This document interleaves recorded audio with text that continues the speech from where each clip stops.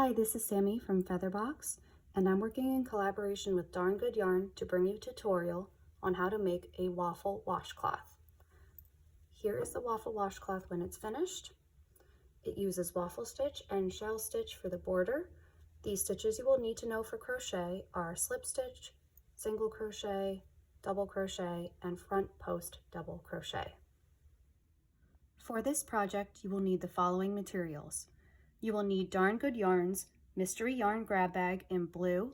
We will be using the 100% cotton, lightest blue yarn in this project. Scissors to trim your ends, a size I, 9 or 5.5 millimeter crochet hook, a yarn needle to work in your ends, tape measure to measure your gauge, and stitch markers which we will use to mark the beginning and end of certain rows to make the shell stitch border at the end a little bit easier to keep track of. Getting started with our crochet work for the main square, we are going to begin by chaining 26, and then you are going to double crochet starting in the 4th chain from the hook all the way across until you have 24 double crochets. After row 1 has been completed and you have 24 stitches, that includes that turning chain from the initial double crochets that you are making. And turning chains will also count as stitches for this pattern. You will then chain 2, and on that second chain, put a stitch marker to mark your place. These stitch markers will come in handy for when we are doing the shell stitch border because they will help keep your place. We're going to turn our work and begin row 2. Row 2 we'll start with a front post double crochet, and the turning chains do count as stitches in this pattern, so then we will go behind the second stitch. So we go behind and around, front post double crochet, then 2 double crochet,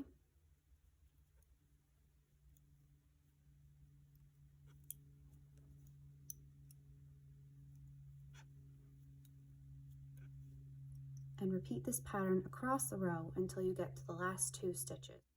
I've come to the last 2 stitches of row 2, and they are going to be a little bit different because it's the end of the row, so that is front post double crochet and then a double crochet in the top of the turning chain from the previous row.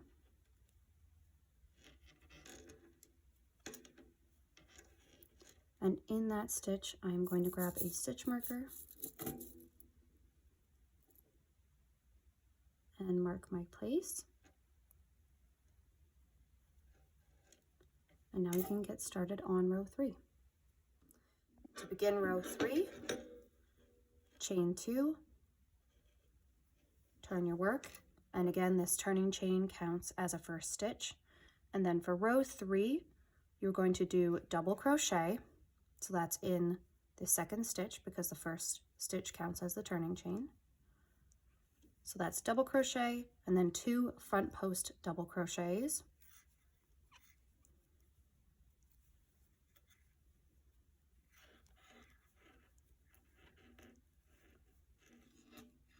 And you're going to repeat this double crochet, 2 front post double crochets all the way across row 3 until the last 2 stitches remain. And then in those last 2 stitches, you will double crochet and then double crochet in that turning chain of the previous row.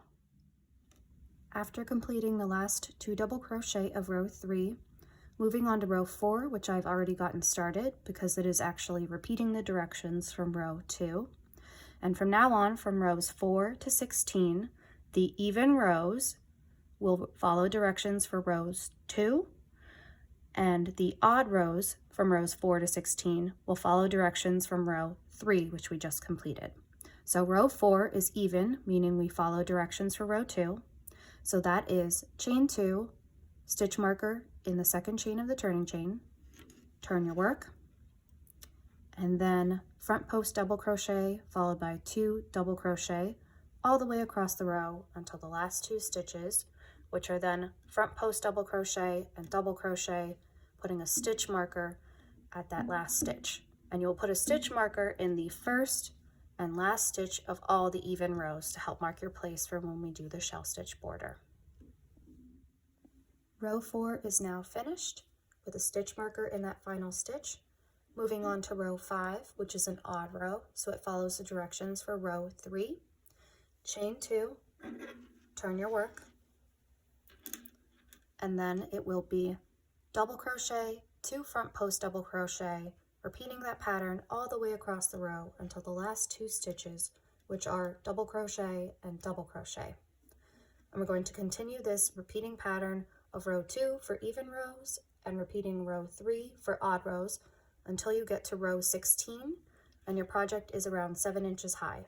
And once you get to row 16, do not cut or bind off your work yet. We still have to do the shell border.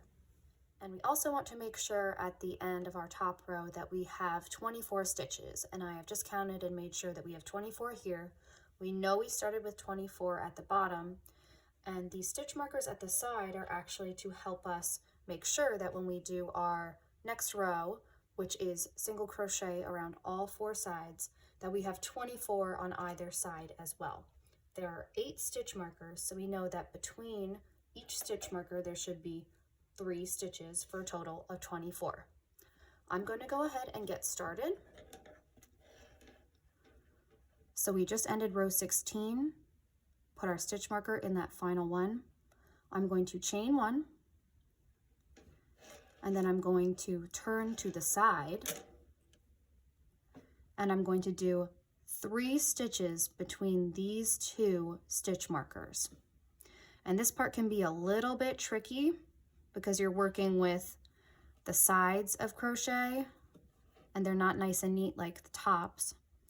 So that's why these stitch markers really come in handy to make sure.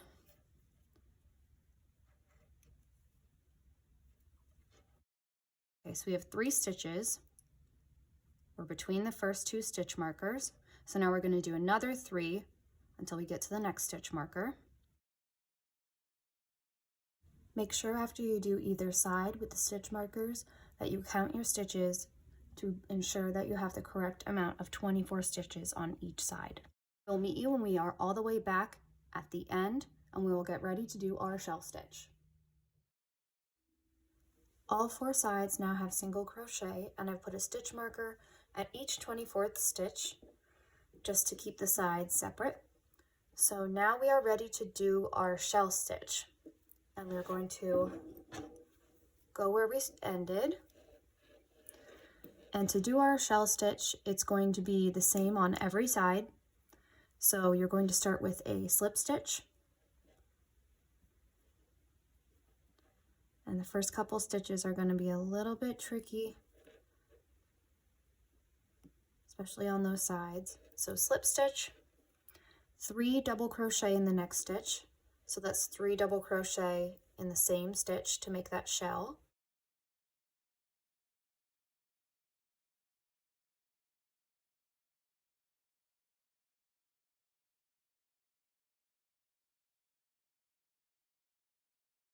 And then slip stitch, 3 double crochet, and you're going to repeat this all the way around all 4 sides so you have your shell border. I'll keep going with you for a little bit just so you can see what that shell border looks like.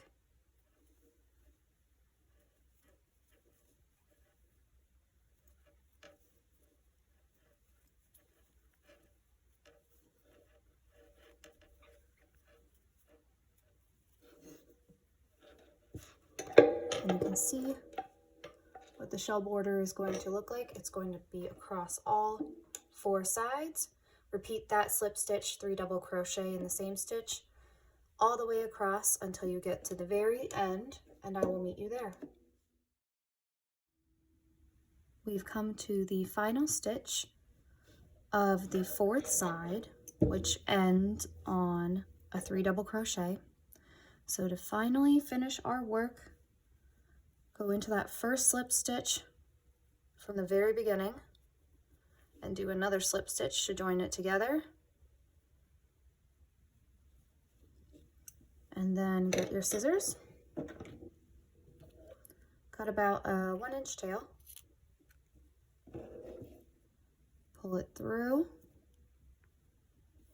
And I always like to do an extra knot just to make it extra secure.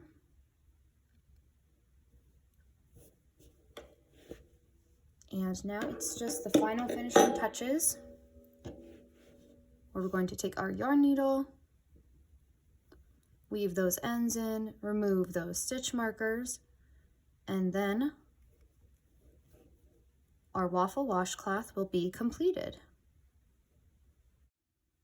The finishing touches have been completed with all the ends woven in and trimmed and the stitch markers taken out. I also took a final measurement, and it is around 8.5 inches wide by 8.5 inches high.